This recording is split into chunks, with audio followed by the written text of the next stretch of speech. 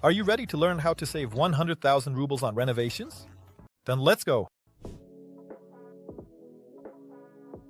Now I will tell you how to level walls without using plaster. Imagine you walk into a room, and the walls are like waves in the sea, uneven, with bumps and hollows. Should you use plaster? No, that's too time-consuming, messy, and expensive. But there is a great way to level using drywall. There are two main methods, framed and frameless. Today we'll focus on the frameless method, as it's simpler and more economical. This method is suitable if the wall irregularities do not exceed 1.5 inches. What will we need? Drywall sheets, special gypsum adhesive, primer, a spatula, a level, and of course, the desire to do it yourself. First, we clean the walls of old wallpaper, paint, and dust. Then we apply primer so that the adhesive bonds better with the surface. Now we prepare the adhesive. We mix it with water until it reaches the consistency of thick sour cream. We apply the adhesive to the back of the drywall sheet in clumps the size of a walnut, spaced about 15 inches apart. We place the sheet against the wall and gently press it, aligning it with the level. If necessary, tap with a rubber mallet. The adhesive sets quickly, so act confidently. Once all the sheets are in place, fill the seams with putty and sand the surface. Voila!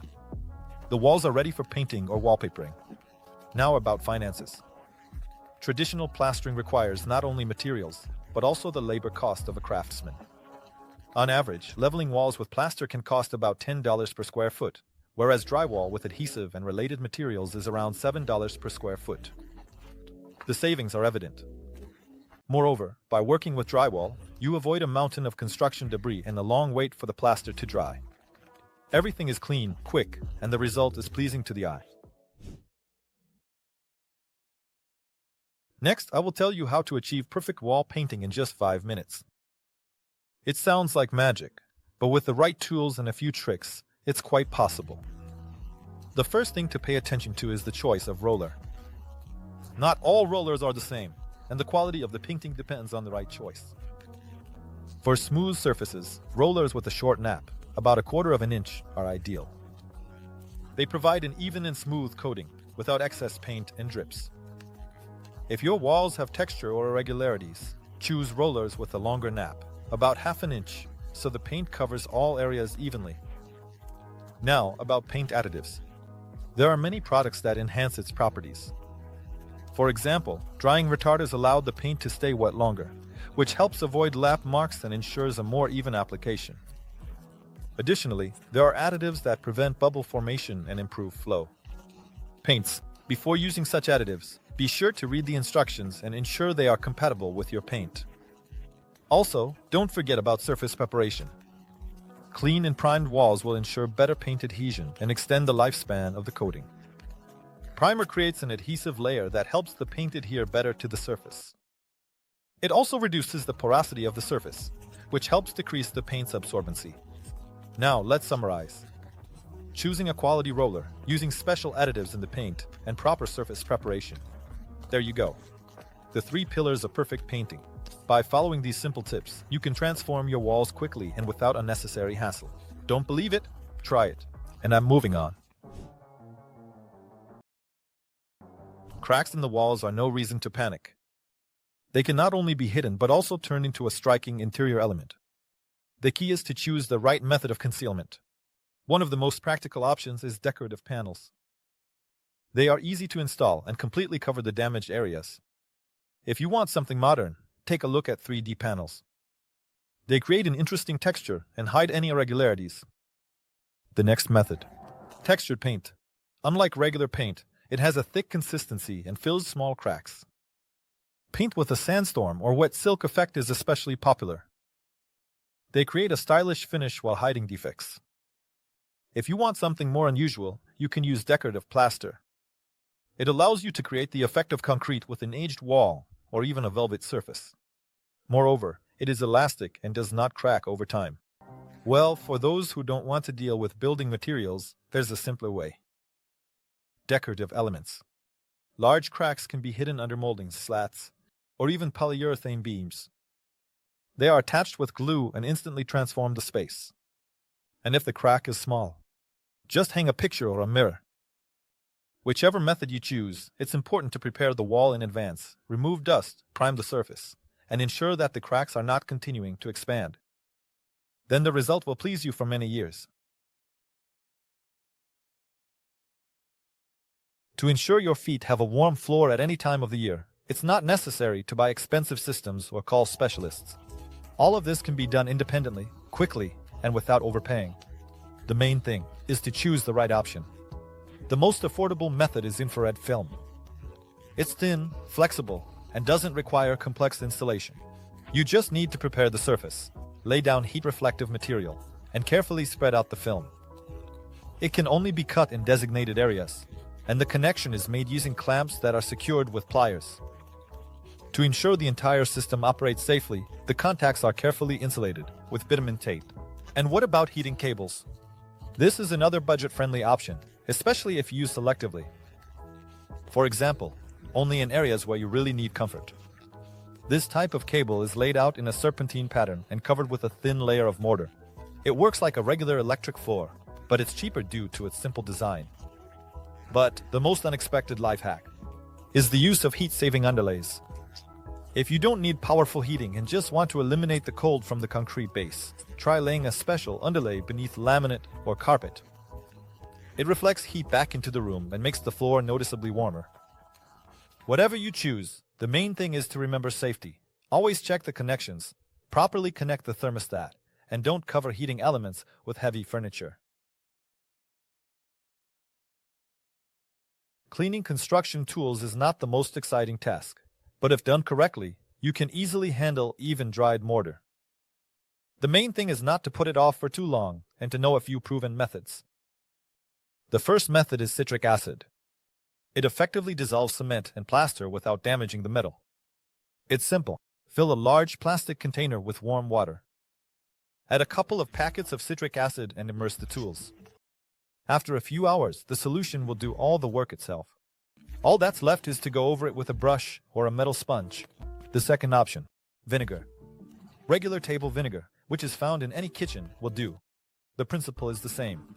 Fill the container, soak the tools, and let the acid do its work. After a couple of hours, the dirt will soften and be easily removed. Well, if you don't have time to wait, a construction cleaner will come to the rescue. Stores are full of special solutions for removing cement and paint. They work quickly but require caution. Be sure to wear gloves and ventilate the area. And it's best to clean the tools right after use. Then you won't have to spend time on long soaks and scrubbing cement until night. Organizing space in the garage is a real puzzle. It seems like there's plenty of room, but in the end, finding the right wrench or drill is a whole special operation. But if you approach the task wisely, you can bring order, so that every tool will be in its place, and working will become much more convenient. The first rule is vertical storage. Make the most of the walls with perforated panels, hooks, and magnetic holders. All of this allows you to place frequently used tools, so that they are always within reach. You can even attach an old board and hammer nails into it. You'll get a budget-friendly yet convenient storage system. Second, avoid cluttering the floor. The fewer things on the floor, the easier it is to move around and maintain order on the shelves. Wall cabinets and hanging shelves near the ceiling all help to maximize space. 3. Storage system by categories. Group tools by purpose. Automotive accessories in one place, carpentry and locksmith tools in another. This way, you won't have to search through the entire garage to find the screwdriver you need. 4. Transparent containers for small items like screws, nuts, dowels, and bolts. If you just throw them all into one box, it will be impossible to find what you need. Use plastic containers with lids or old glass jars. This way, the contents will be visible immediately. The most important thing in organizing tool storage is not just to tidy up, but to maintain it. If every tool is returned to its place, the garage will always be convenient and cozy. If you want to add uniqueness and texture to your walls, and you're tired of wallpaper, then decorative plaster is the perfect choice.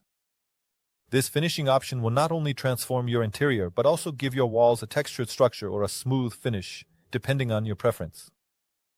One of the main advantages of decorative plaster is its ability to create interesting textures and patterns.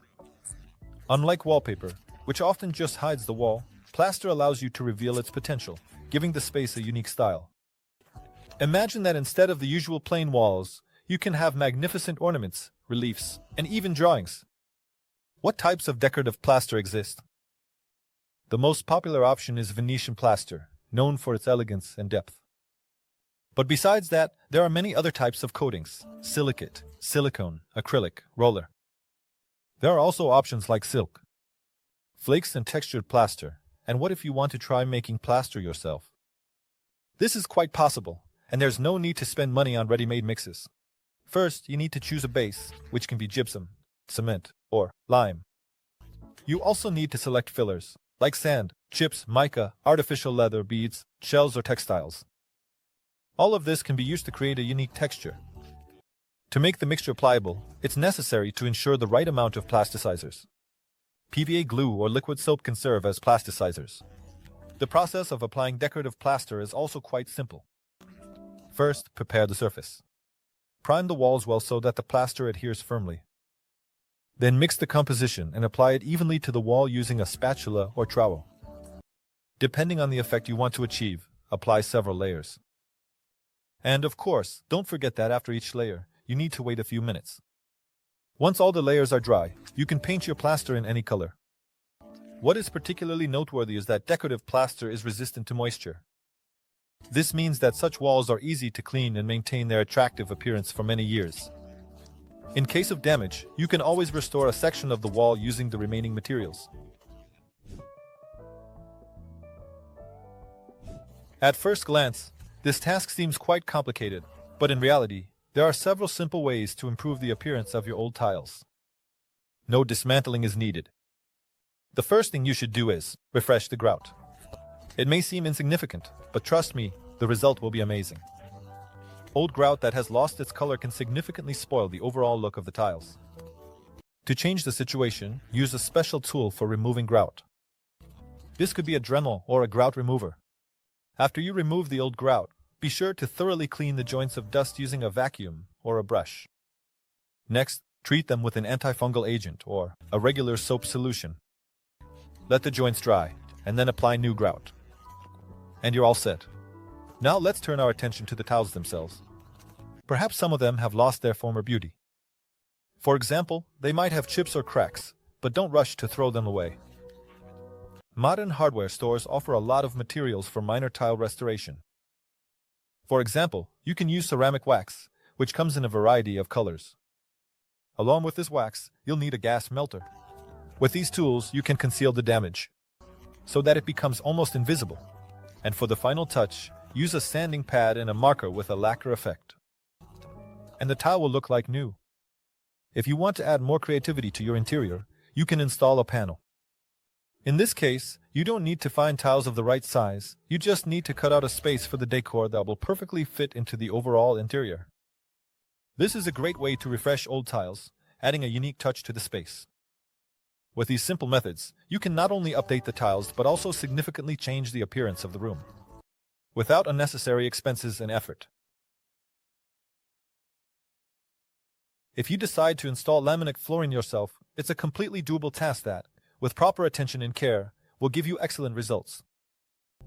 Let's start with the fact that you will need a few tools for the installation. These include an electric jigsaw, a mallet, a laminate pull bar, a carpenter's square, a tape measure, and, of course, a pencil for marking. Before you start, there are a few important points to consider. First, don't forget to break the laminate installation under door frames by installing thresholds. This is necessary so that in the future, if you need to replace a damaged tile, you won't have to destroy the door frames. Laminate often fails precisely in these areas. And if you don't leave gaps, expansion of the material can cause gaps to appear. And if the gap between the laminate and the wall is too small, there's a high chance that the laminate will swell and start to lift. Speaking of area, you shouldn't lay laminate without breaks over an area larger than 430 square feet. The length of the installation should not exceed 25 feet. This is important so that during temperature fluctuations, the laminate can expand and contract without damaging the locks. Additionally, before starting work, don't forget to prepare the base. It should be cleaned of dust and primed. If this is not done, pebbles and dust will get into the locks, which will lead to an unpleasant creaking in the future. After this, a waterproofing membrane or simply a plastic film is laid on the base, overlapping onto the walls and between each other. This will protect the laminate from moisture, and in case of flooding, it will help avoid mold and damage. Once the preparation is complete, you can proceed to laying the underlayment. Be sure to secure it so that it doesn't slip and the edges don't overlap each other. After this, to ensure the correct distance between the laminate and the wall, place wedges ranging from 5 to 14 millimeters. They will help secure the first row and prevent it from moving while laying the next one. When you start laying the laminate itself, remember that the ends of the planks should be positioned apart from each other, at a distance of about 15 inches. This is necessary to ensure that the entire floor is strong and stable. The exact distance and other important details are always specified on the packaging, so don't forget to check the manufacturer's instructions. Depending on the type of locks, the installation of laminate may vary slightly. Lock-type joints are an old method where you need to tap the tongue into the groove using a lock. Using a mallet, this is quite a labor-intensive process, and if you need to disassemble such laminate, it is likely to be damaged. In more modern click-type locks, the installation process is significantly easier. Here, the panels are inserted at a 45-degree angle into the groove and then locked in place with a rocking motion. Once the lock catches, you will hear a characteristic click, confirming that everything is done correctly. That's basically the whole process. All you need is attention to detail and precision.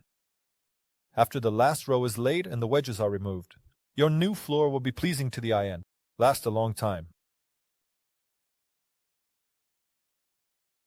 When it comes time to purchase building materials for renovation, everyone wants to do it as cost-effectively as possible. So how can you save money without compromising on quality? Let's figure it out. The first way is through sales of old collections. Almost all major stores hold such promotions when updating their inventory, and old models of things like wallpaper or tiles are sold at huge discounts, sometimes up to 80%.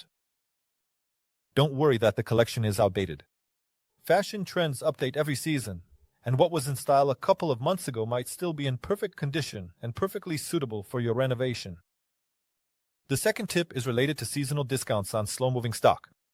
For example, in February, you might come across big discounts on plumbing and faucets.